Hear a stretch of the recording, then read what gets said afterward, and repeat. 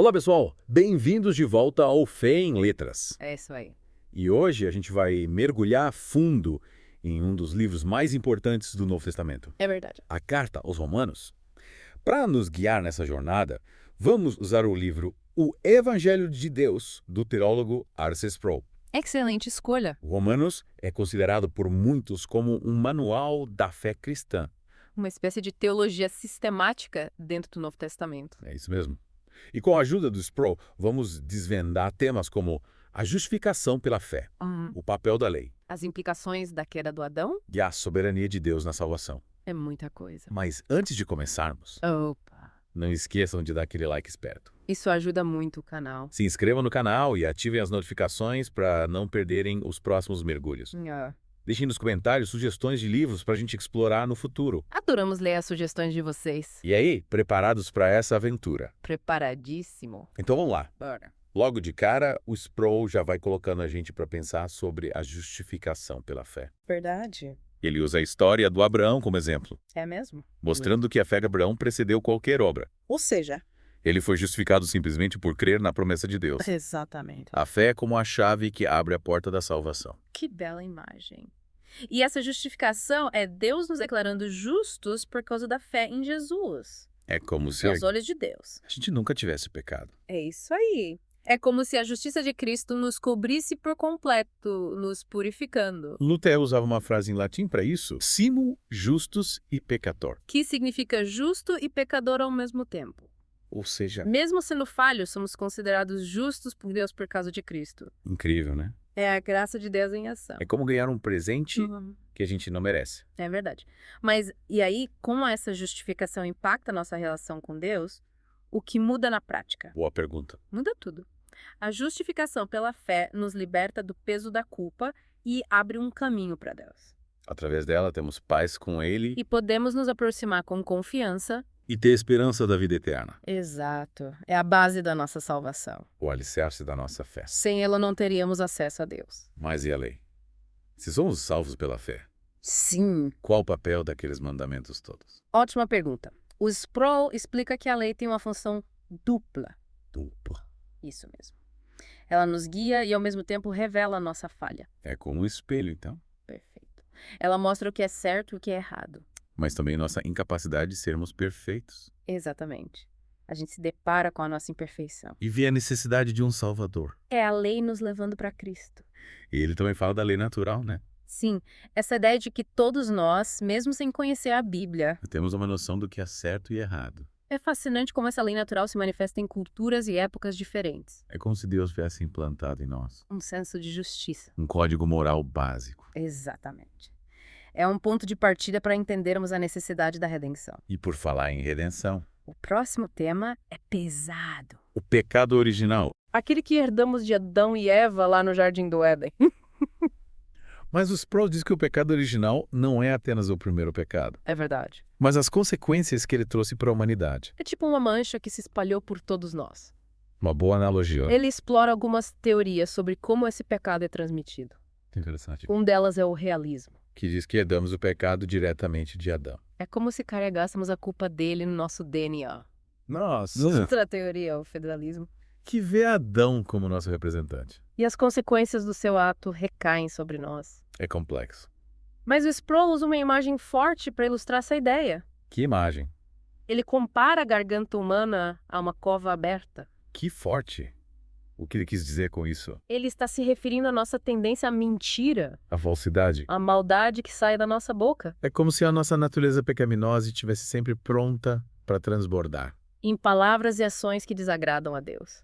E como essa ideia do pecado original muda a nossa visão do ser humano. Nos faz entender a raiz da maldade no mundo. E a necessidade de um Salvador. Sozinhos somos incapazes de alcançar a Deus. E precisamos da sua graça para sermos transformados. Essa é a grande mensagem do Evangelho. Redenção para a humanidade perdida. E falando em Deus, Sim. o Sproul se aprofunda na soberania divina, Um tema fascinante e, ao mesmo tempo, desafiador. principalmente na questão da salvação. É verdade. Ele usa Romanos 9 como base e esse capítulo sempre gera debate, né? Com certeza. Afinal, se Deus escolhe, quem será salvo? O que acontece com o nosso livre-arbítrio? É um dos grandes mistérios da fé. Mas o Sproul nos ajuda a entender melhor essas questões. É mesmo. Sim, ele apresenta diferentes visões sobre a predestinação. Como a presciência Exatamente. Que é Deus saber de antemão quem vai se salvar. e a preordinação. Que é Deus determinar quem será salvo. É muita coisa para assimilar. Mas o Sproul vai nos guiando com maestria. Ele argumenta que Deus não é injusto ao escolher, Mas ele não é obrigado a salvar ninguém. mas escolhe por sua infinita graça. Ter misericórdia de quem ele quer. A salvação é um presente merecido. Não algo que conquistamos com boas ações. Mas e a nossa parte? Se Deus escolhe, onde fica o nosso livre-arbítrio? Essa é a grande questão. E o Sproul, com muita sabedoria, nos ajuda a navegar por esse labirinto. Ufa, tá indo bem. Ele mostra que, apesar da soberania divina, Deus não nos trata como robôs. Perberry. Ele nos criou com a capacidade de escolher, de tomar decisões. E a nossa resposta ao chamado dele é crucial. Concordo plenamente. A Bíblia nos ensina que a fé é uma escolha. Uma resposta consciente ao Evangelho. Deus nos convida a nos aproximarmos dele. Mas a decisão final é nossa. E o Sproul usa a história do Abraão para ilustrar essa dinâmica. Entre a soberania de Deus e o livre-arbítrio. Deus prometeu um filho a Abraão e Sara. Mesmo eles sendo já bem velhinhos. Mas Abraão precisou crer, Confiar na promessa. mesmo diante da impossibilidade humana. E essa fé, como vimos, Se traduz em obediência Abraão deixou sua terra, sua parentela, e seguiu a Deus. mesmo sem saber para onde ia. A fé se mostrando em ação. E hoje, para nós, essa fé também se manifesta em obediência. Com certeza. Deus nos oferece a salvação em Cristo. Mas precisamos aceitá-la pela fé. E viver de acordo com essa nova realidade. O Sproul deixa claro que essa obediência não é um meio de conquistar a salvação. Mas a consequência dela. Somos salvos pela graça por meio da fé. E a partir dessa nova vida, Somos chamados a viver em santidade. buscando agradar a Deus em tudo. É como se a fé fosse o sim que a gente dá para a proposta de Deus. Se mudança radical. E essa resposta, essa entrega, muda tudo. Mas ainda tem muito mais para desvendarmos. Verdade. Na próxima parte, vamos continuar explorando a soberania de Deus É a questão do livre-arbítrio. e as implicações disso na nossa vida. Fiquem ligados. De volta para mais um mergulho em Romanos. A gente viu como Deus nos declara justos pela fé em Jesus e como a lei, apesar de não nos salvar, tem um papel importante na nossa caminhada. E terminamos com um gostinho da soberania divina, lembra? Sim. Aquele papo de Deus escolher quem será salvo. E como isso impacta o nosso livre-arbítrio. É um tema que deixa a gente com a cabeça fervilhando, não é verdade? Mas vamos voltar lá em Romanos 9, onde o Sproul explora essa questão a fundo. Boa. Me lembra daquela pergunta do apóstolo Paulo. Por que Deus ainda nos culpa? Pois quem resiste à sua vontade? Pois é. É uma pergunta que muita gente se faz, né? Se Deus tem todo o poder, por que permite o sofrimento, por que não impede o mal? Mas a resposta de Paulo, inspirada pelo Espírito Santo, é outra pergunta. Quem és tu, ó homem, para questionar Deus? Acaso o vaso de barro pode dizer ao oleiro, por que me fizeste assim? Essa coloca a gente no nosso lugar, né? Diante da grandeza de Deus, quem somos nós para questionar seus planos? Exatamente. O oleiro tem liberdade para moldar o vaso como quiser. Deus, como Criador, tem o direito de fazer que bem entender com a sua criação. E isso inclui escolher quem será salvo. Mas essa escolha, como vimos antes, não se baseia em méritos, mas na graça de Deus. A salvação é um presente imerecido, não algo que conquistamos com boas ações. Perfeito. É importante lembrar disso. Mas e a nossa parte? Se Deus escolhe onde fica o nosso livre-arbítrio? Essa é a grande questão. E o Sproul, com muita sabedoria, nos ajuda a navegar por esse labirinto. Ele mostra que, apesar da soberania divina, Deus não nos trata como robôs. Ele nos criou com a capacidade de escolher, de tomar decisões. E a nossa resposta ao chamado dele é crucial. Concordo. A Bíblia nos ensina que a fé é uma escolha, uma resposta consciente ao Evangelho. Deus nos convida a nos aproximarmos dele, mas a decisão final é nossa. E o Sproul usa a história do Abraão para ilustrar essa dinâmica entre a soberania de Deus e o livre-arbítrio. Deus prometeu um filho a Abraão e Sara, mesmo eles sendo velhinhos. Mas Abraão precisou crer, confiar na promessa, mesmo diante da impossibilidade humana. E essa fé, como vimos, se traduz em obediência. Abraão deixou sua terra, sua parentela, e seguiu a Deus, mesmo sem saber para onde ia. É a fé se mostrando em ação. E hoje, para nós, essa fé também se manifesta em obediência. Com certeza. Deus nos oferece a salvação em Cristo, mas precisamos aceitá-la pela fé e viver de acordo com essa nova realidade. O Sproul deixa claro que essa obediência não é um meio de conquistar a salvação, mas a consequência dela. Somos salvos pela graça por meio da fé, E a partir dessa nova vida, somos chamados a viver em santidade, buscando agradar a Deus. Exatamente. E essa nova vida, como o Sproul explora em Romanos 12:15, impacta todas as áreas da nossa vida. Nosso relacionamento com Deus, com o próximo e com a sociedade. Somos chamados a ser sacrifícios vivos, dedicando o nosso ser à glória de Deus. Uau, que mudança radical. É como se a gente entregasse a direção da nossa vida para É Deus. isso mesmo, é um processo de transformação guiado pelo Espírito Santo, onde a gente abandona os velhos hábitos e passa a viver de acordo com a vontade de Deus. E essa transformação, como Sproul destaca, se manifesta em atitudes práticas: amor ao próximo, humildade, serviço, perdão e busca pela justiça. Esses capítulos de Romanos são um verdadeiro manual de como viver a fé no dia a dia, né? Sem dúvida. E o Sproul também nos alerta para o perigo de julgar os irmãos em questões que não são essenciais para a fé. Ele usa o exemplo da carne sacrificada aos ídolos. Para alguns cristãos, comer essa carne era pecado, para outros não. E Paulo, com sabedoria, orienta a igreja a lidar com essas diferenças com amor e respeito. É como se ele dissesse: gente, vamos focar no que realmente importa, que é o amor a Deus e ao próximo, e parar de brigar por coisas que não afetam a nossa salvação. Exatamente. O importante é ter uma consciência limpa diante de Deus e agir com amor e respeito em relação aos irmãos, mesmo quando temos opiniões diferentes. Acho que essa é uma lição muito importante nos dias de hoje, né? Vivemos em um mundo tão polarizado onde as pessoas se dividem por qualquer motivo.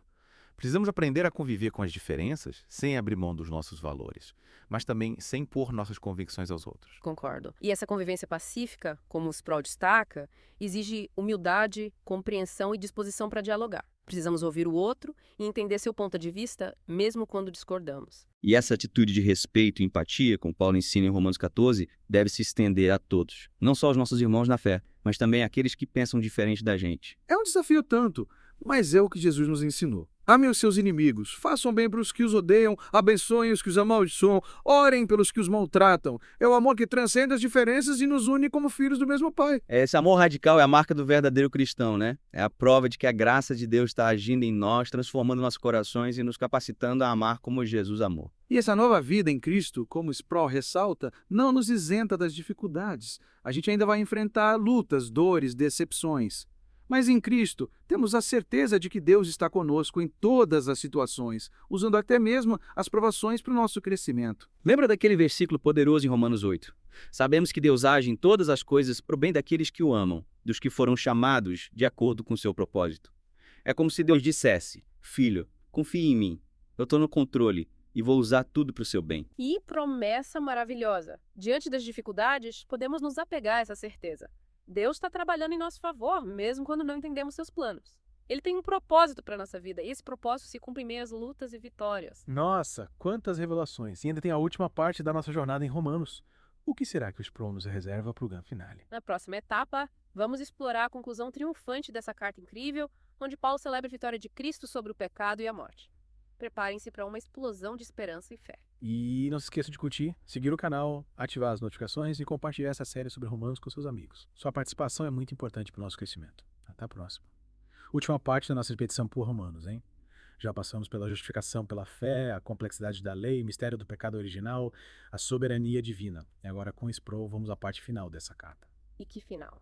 Paulo, depois de explorar temas tão densos, termina com esperança e celebração. A vitória de Cristo, a glória futura. É como se depois de uma longa escalada por montanhas teológicas, a gente chegasse ao topo, a vastidão da graça de Deus, a beleza do seu plano de redenção. Ufa, que jornada! Uma jornada que nos garante, como Paulo descreve em Romanos 8, que nada mesmo, pode nos separar do amor de Deus. Nada. Nem tribulações. Nem tribulações. Nem angústias. Nem angústias, perseguições, fome, nudez, perigo, espada, nada. É como se a gente tivesse um salvo-conduto, um passe livre para a vitória assinado por Deus. Exatamente. Em Cristo somos mais que vencedores. E essa vitória, como o Sproul destaca, não depende da gente, mas do poder da ressurreição de Cristo, é a graça de Deus em ação. E essa graça é o que Paulo celebra em Romanos 15, quando ele fala da missão dele de pregar o evangelho. A salvação em Cristo para judeus e gentios. Ele reconhece que a gente, os gentios, tem uma dívida de gratidão com os judeus, os primeiros a receber as promessas de Deus. E essa gratidão se traduz em ações, como a coleta que Paulo organizou para ajudar os cristãos pobres em Jerusalém.